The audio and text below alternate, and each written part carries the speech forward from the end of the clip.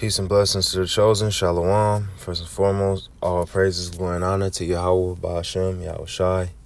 Double honors to the elders and apostles of great millstones. Salutations to the Icon pushing this truth with sincerity and charity, risking their lives and freedom to do so. I honor Brother Elad.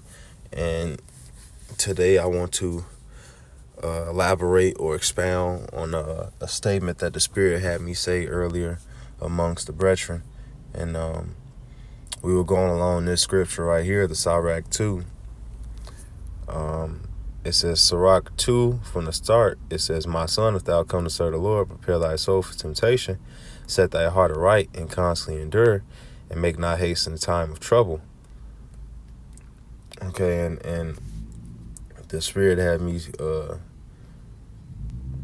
basically say along the lines to back up this precept that if you can think about the end in the beginning, it'll help you in the middle.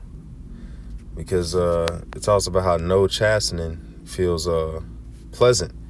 Hebrews 12:11. Now no chastening for the present seeming to be joyous, but grievous.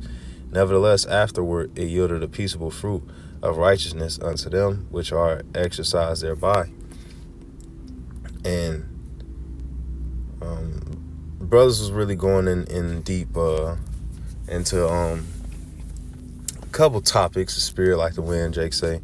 But I want to expound on this and say that don't haste in a time of trouble. Don't rush or try to make a quick fix, because like the world says, there's a right way and a right now way. And if you stick with that right now way, which is usually the cheap answer, the cheap shot, the quick fix, or what is the easy route or the easy way out, is can be detrimental in the latter end.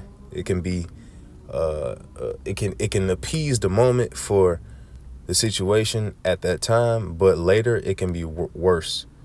And I just early was just putting some rubbing alcohol on my hand cut. My hands get cut all the time, but I thought to myself, like, yeah, a little pain now is better than much pain later. And so this is the mentality you want to be in, because this world puts you in stressful situations and forces you to have to really take care of yourself and keep yourself in the right manner. So it's Proverbs 4:23, keep thy heart with all diligence, for out of it are the issues of life. Yeah, so you have to keep that. If I go to it in the blue letter, it actually the heart goes into the mind. I'm gonna grab it in the blue letter for you, but you can't let your mind be overloaded and then you looking at the right now way, or the quick fix, or the cheap shot, or the easy way out.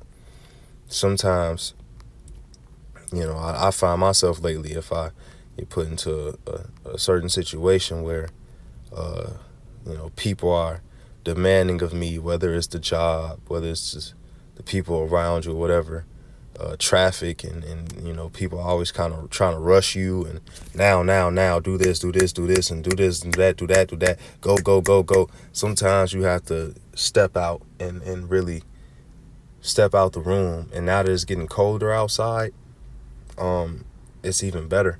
So I just tell them plainly, like, no matter how pissed off they get off at me, I'd rather they get pissed off, cuss me out, than I die or something like that, or something bad really happens.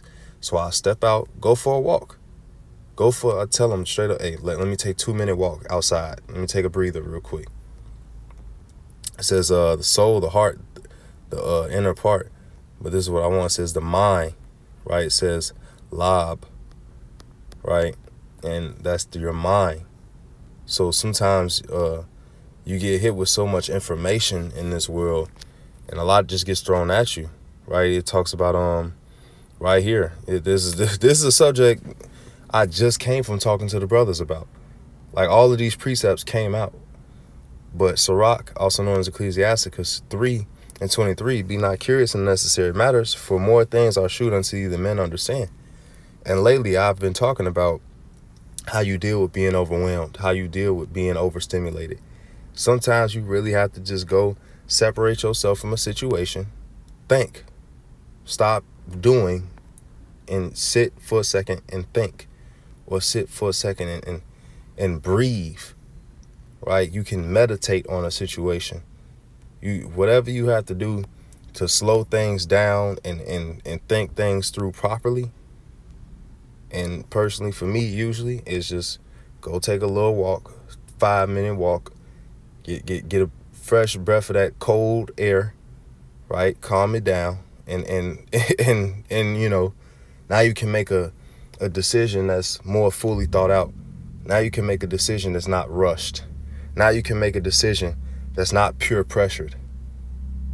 So I continue in the Sirach 2. It says, cleave unto him and depart not away, that thou mayest be increased at thy last end. And I also harped, or expounded on that last end it talks about in this third verse of the Sirach 2, the last end. Because if you think about that end, right, the ending of this outcome, the ending of this circumstance, from the beginning, right, it's going to help you in the middle of it, in the thick of it, in the hardship of it, and in the part of it that really matters. Think about the end from the beginning, and it'll help you in the middle. But that's just the spirit that was on me and made me say that.